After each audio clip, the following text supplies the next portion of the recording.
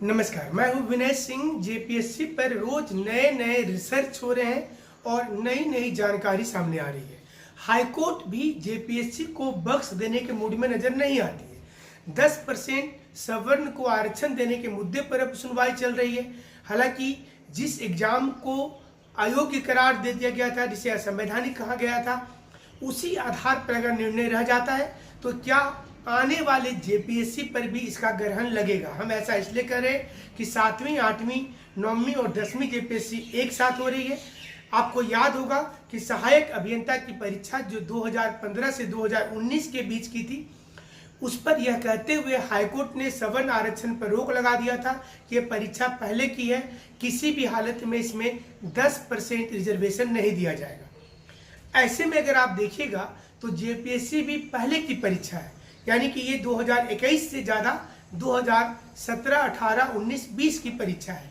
यहाँ सवाल ये उठता है कि टेक्निकल ग्राउंड पर क्या आगे चलकर इस पर दिक्कत आएगी। जेपीएससी को चाहिए कि इसके पहले ही ये चीज़ें प्रॉब्लम में आ जाए, वो अपनी स्थिति स्पष्ट कर दे।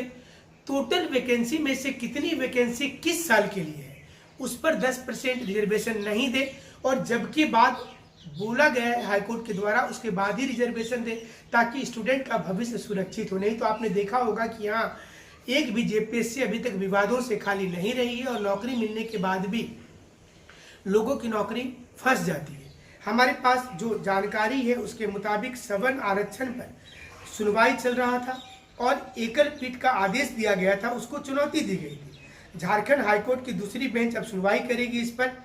अपील याचिका पर जब सुनवाई हुआ तो जस्टिस सुजीत नारायण प्रसाद ने अपने आप को इससे अलग कर लिया और इसके बाद chief justice doctor Ravi Ranjan ने इस मामले को दूसरी बेंच में स्थानांतरित कर दिया। अब प्रार्थी ने राज्य सरकार और झारखंड लोक सेवा आयोग जो है उसमें अलग अलग अपील याचिका दायर करके एकल पीठ के आदेश को चुनौती दिया है। एकल पीठ के आदेश को गलत बताया गया है। इसके पहले जस्टिस संजय कुमार द्विवेदी, जिन्होंने अभी हाल में ही जेपीएससी पर बहुत बड़ा निर्णय लिया, उन्होंने 21 जनवरी 2021 को सहायक अभियंता की नियुक्ति के विज्ञापन को यह कहते हुए रद्द कर दिया था कि वर्ष 2019 के पूर्व की वैकेंसी में आर्थिक आधार पर सवर्ण को 10% आरक्षण का लाभ नहीं दिया जा सकता है। इस मामले में सरकार संशोधित यह याचना जेपीएससी को भेजना चाहिए और उसके अनुसार ही जेपीएससी को फिर से विज्ञापन निकालना चाहिए। यानी कि मुख्य परीक्षा शुरू होने वाली थी, लेकिन कोर्ट ने अपना जजमेंट दे दिया और ये कहा कि नियुक्ति वर्ष 2015 से 2019 तक का था, इसलिए अब इसमें किसी प्रकार की कोई गुंजाइश नहीं बच जाती है। अब सवाल ऐसे में ये उठता है कि जब सिविल इंजीनियर के 542 और 92 मैकेनिकल इंजीनियर की नियुक्ति के लिए 2019 में विज्ञापन निकाला गया था और इसमें सवर्ण आरक्षण 10% दिया जा रहा था, तो इसे रोक दिया गया। क्या जेपीएससी में ये विवाद नहीं आएगा?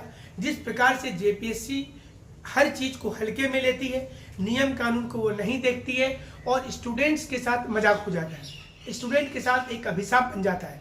आपने देखा होगा कि 6ठी जेपीएससी में जिस प्रकार से नई नियुक्ति हुई थी और नई नियुक्ति होने के बाद उस समय में भी कई मामला था न्यायालय में, लेकिन न्यायालय ने हर मामले को रिजेक्ट करते गए और ऐसे में लगने लगा कि जेपीएससी को हरा झंडी मिल रहा है। लेकिन अचानक ही बहुत बड़ा फैसला 7 जून को दे दिया हाईकोर्ट ने और 326 नियुक्ति को अवैध कर दिया। फिलहाल आप ये समझ सकते हैं कि 326 अभ्यर्थी की नौकरी पर क्वेश्चन मार्क लग गया है। दूसरा बेंच में जाएगा, सुप्रीम कोर्ट में जाएगा, ये बात की बात होगी, लेकिन फिलहाल ये अड़चन लग गई है। इसलिए जेपीएससी को चाहिए कि पहले वो सारे नियम को दुरुस्त कर ले, ताकि आने वाले समय में परीक्षा पर किसी प्रकार की दिक्कत नहीं हो। हमारे साथ आप ऐसे ही जुड़े रहिएगा, हर चीज़ की सटीक खबर आपको मिलेगी। हमारे चैनल को सब्सक्राइब कर लीजिएगा और जो लोग घर बैठ करके तैयारी करना चाहते हैं, हमारा व्हाट्सएप नंबर है 9431156794, उसमें व्हाट्सएप मैसेज करेंगे। बीपीएससी और जेपीएससी की एक्सक्लूसिव क्लास को ज्वाइन कीजिएगा। हमसे जुड़ने के लिए शुक्रिया, धन्यवाद।